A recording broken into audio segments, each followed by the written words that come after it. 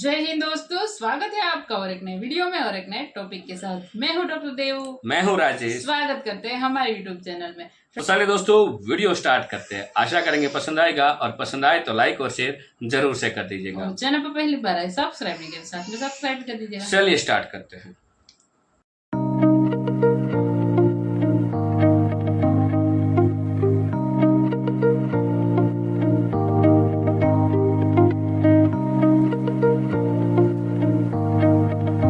तो G7 भी जो होस्ट कंट्री है उसने रिकॉर्ड लीडर्स को बुलवाया है।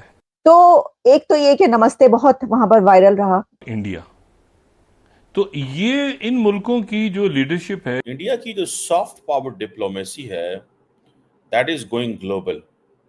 ये जो इटालियन प्राइम मिनिस्टर है जॉर्जिया मेलोनी ये रिसीव कर रही हैं, उनको नमस्ते जो है उसका इस्तेमाल किया जा रहा है।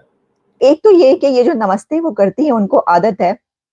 उसकी वजह ये है कि जब वो इंडिया गई थी और जब भी उनकी नरेंद्र मोदी साहब से मुलाकात हुई है मेलानी साहिबा की, तो वो वहां से सीखा है उन्होंने। हमारे जो नेबर्स हिंदुस्तान दुनिया के लिए अपनी मसनूआत की बहुत बड़ी सप्लाई चेन बन चुके हैं, लेकिन हमने अपने नेबर से कुछ नहीं सीखा। हम लोग बहुत पीछे हैं, वो लोग एक्सपोर्ट्स में हमसे बहुत आगे हैं। दैट टेल्स वन थिंग कि इंडिया की जो सॉफ्ट पावर है दैट इज गोइंग ग्लोबल। क्या मसला है, क्या प्रॉब्लम है, कहां पे हर्डल है, जरा बता दे खुल के। और ये याद रखिए, when it comes global south there is no other country than India that attracts the west. West को सिर्फ एक ही मुल्क अट्रैक्ट करता है, क्योंकि the country which has the capacity, capability. Hello friends, जय हिंद। हिंदुस्तान स्पेशल में आपका स्वागत है दोस्तों। इटली के अपुलिया में G7 शिखर सम्मेलन का आयोजन हो रहा है। समिट में पहुंचने पर प्रधानमंत्री नरेंद्र मोदी का इटली की प्रधानमंत्री मेलोनी ने वेलकम किया। वहीं विदेश मंत्रालय के प्रवक्ता रणधीर जायसवाल ने एक वीडियो मैसेज में कहा कि भारत के प्राइम मिनिस्टर G7 शिखर सम्मेलन में भाग लेने के लिए इटली के ब्रिडेंस एयरपोर्ट पहुंचे। इस सम्मेलन में पोप फ्रांसिस भी शामिल होंगे। इस दौरान पोप प्राइम मिनिस्टर मोदी के साथ द्विपक्षीय वार्ता भी करेंगे। प्राइम मिनिस्टर मोदी और इटली की प्रधानमंत्री जॉर्जिया मेलोनी का एक वीडियो इंटरनेट पर खूब वायरल हो रहा है, जिसमें मेलोनी हाथ जोड़कर भारतीय परंपरा के साथ प्राइम मिनिस्टर मोदी का स्वागत करती हुई दिखाई दे रही हैं। G7 समिट में पहुंचने से पहले प्राइम मिनिस्टर मोदी ने फ्रांस के राष्ट्रपति इमैनुअल मैक्रोन, ब्रिटेन के प्रधानमंत्री ऋषि सुनक और यूक्रेन के राष्ट्रपति जेलेंस्की से मुलाकात भी की। अब प्राइम मिनिस्टर मोदी और मेलोनी की गर्मजोशी भरी मुलाकात को देख पाकिस्तान जला भुना बैठा है। जॉर्जिया मेलोनी ने सबको वेलकम किया है नमस्ते करके। नमस्ते इटली, तो नमस्ते व्यूअर्स।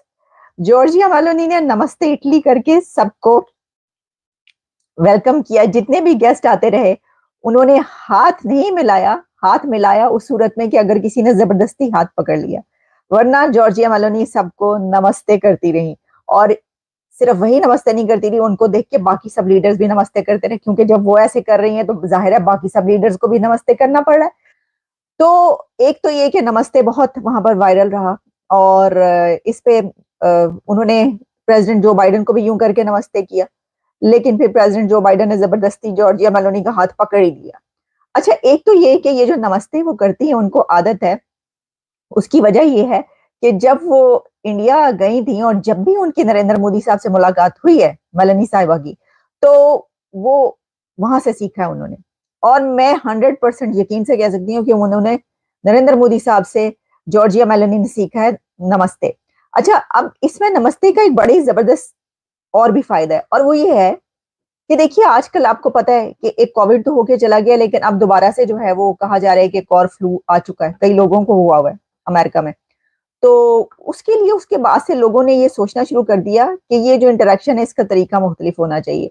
तो नमस्ते is the best way to greet, कि आप हाथ भी जोड़ देते हैं, इनकसारी भी है, आप एक ऐसे वे में डाउन टू अर्थ वे में अगले बंदे को रिसीव करते हैं, वेलकम करते हैं। और साथ ही आप अगर नहीं चाहते कि उनसे फिजिकल इंटरेक्शन हो किसी के साथ, तो आप वो भी आपको जो है वो आप कोई कुछ नहीं कह सकता, वो कहते हैं हाँ जी ठीक है।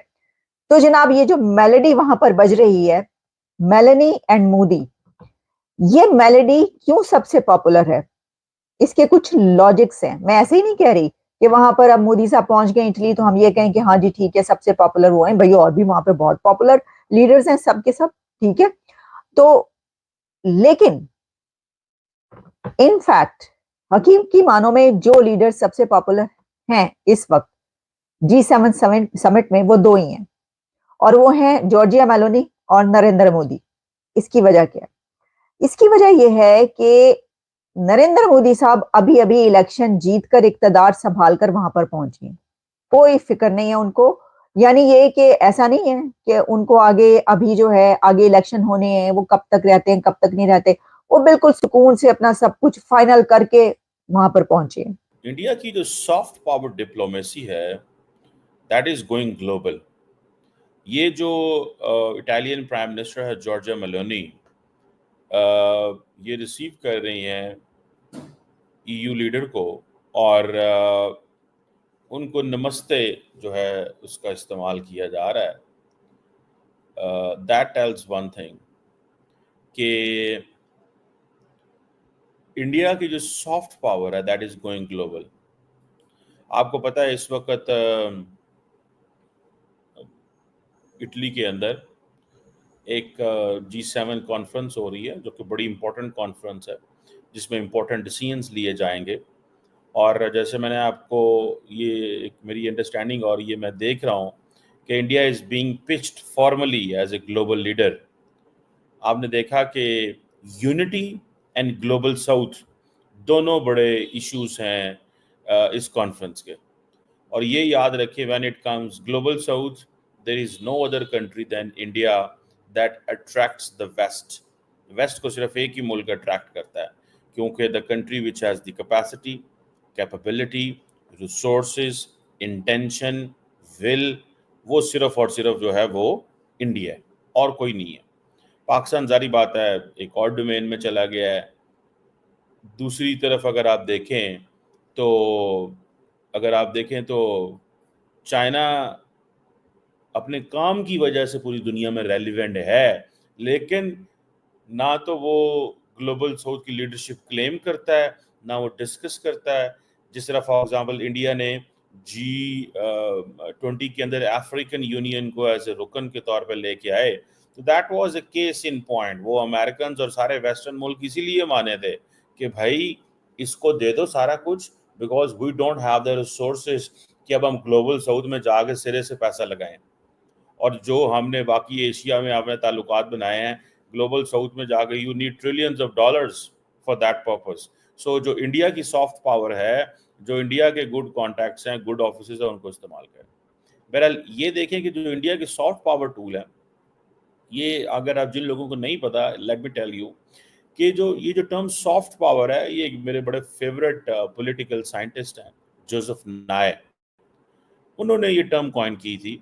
और इसका मतलब सिंपल सा होता है कि आप एक के अंदर एबिलिटी होती है कि आप अगले बंदे का बिहेवियर चेंज कर सकते हो। सो अगर आपको याद हो कोविड के ज़माने के अंदर इंडिया ने क्या किया कि इंडिया ने पूरी दुनिया को ये कहना शुरू कर दिया, भाई देखो हम तो ये नमस्ते करते हैं, तो हैंडशेक करना नहीं चाहिए, बिकॉज खतरा है कि एक शख्स से दूसरे शख्स में मतलब बीमारी की शिफ्ट ना हो जाए। थैंक यू दोस्तों, वीडियो को यहाँ तक देखने के लिए। वीडियो दोस्तों यहाँ पे समाप्त करेंगे। भाषण करने के लिए तो बहुत कुछ है, लेकिन आपका भी टाइम बहुत इंपॉर्टेंट है, जो हम आपका टाइम वेस्ट नहीं करेंगे। फिलहाल दोस्तों आपसे विदाई लेंगे, मिलेंगे और एक नए वीडियो में आपके साथ। टिल देन जय हिंद, जय भारत।